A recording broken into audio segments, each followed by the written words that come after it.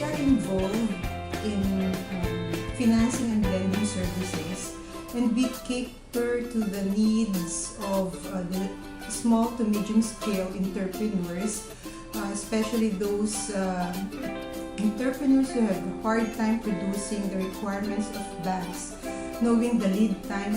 If you're going to submit requirements to a bank, it would take around 2, 3, 4 months before they can avail of the loan.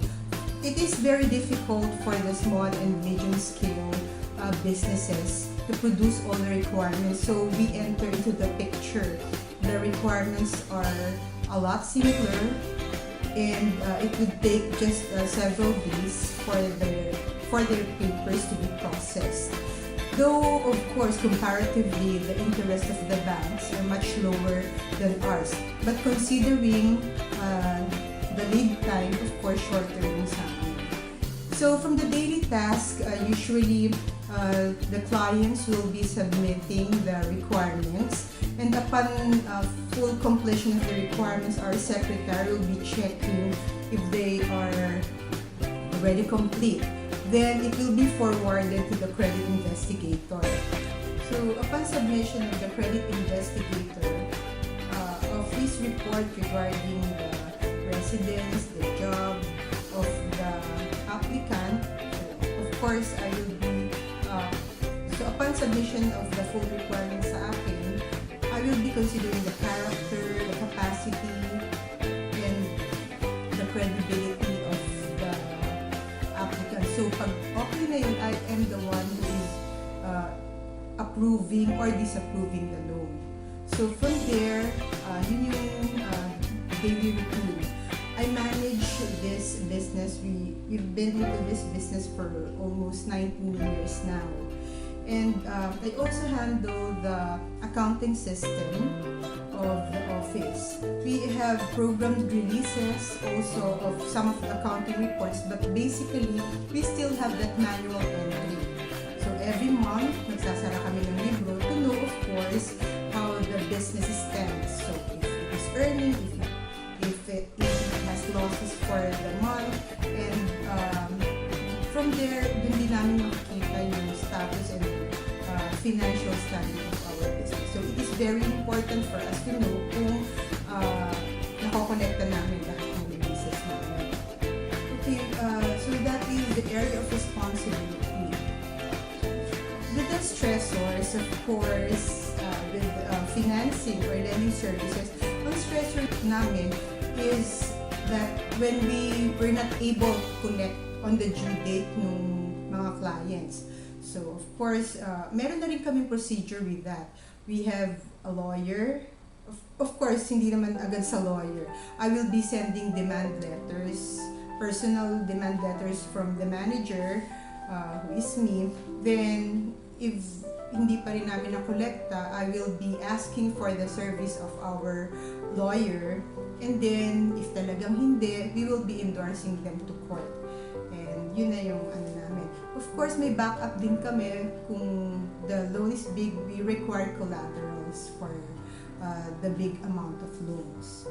Successes, of course, like any other business, ang success is that when you earn, no? Yun yung if the income is much bigger than the operational cost.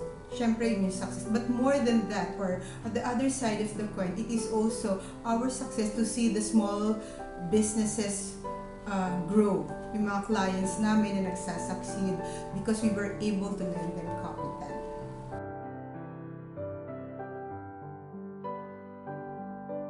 So it is very important that you have a knowledge in the business which you will enter into. No? So, mahirap pag wala kang know-how. Since by profession, I'm a certified public accountant. And this business involves more of computations. And I feel that somehow I am capable of handling this kind of business. Since we've been turning 19 years into existence this June 5, I think somehow I am capable or effective in managing this kind of business.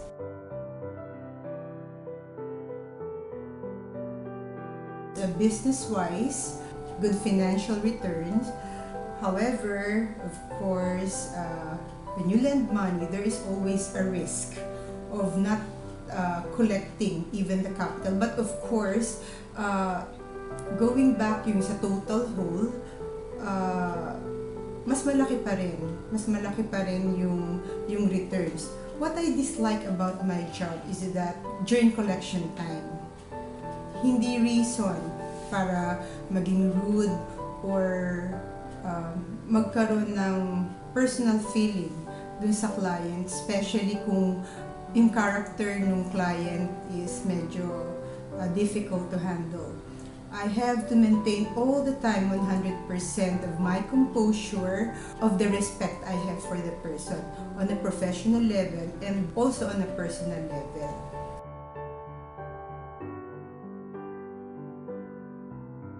I have learned so many things in my college academic background, which I have applied in this business. Okay, of course, for the values, the business ethics, the professionalism. With the skills, of course, since I have taken accounting, so dapat analytical and logical ka. You have a foresight of what will be your projection for the next 3 years, for the next 5 years. You must be able to know the current trend with your competitors so you can adjust, no? So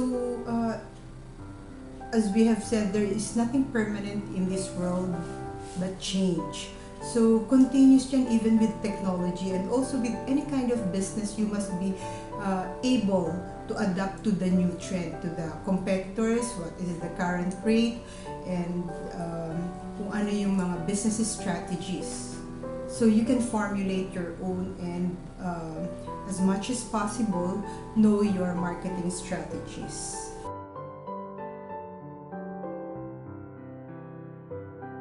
Even if given the chance, I would still opt to have this kind of business rather than being employed.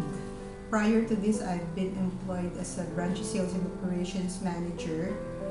But still, having your own business, I think, is the best because you have time for your family and you can have your own ideas in how to run the business.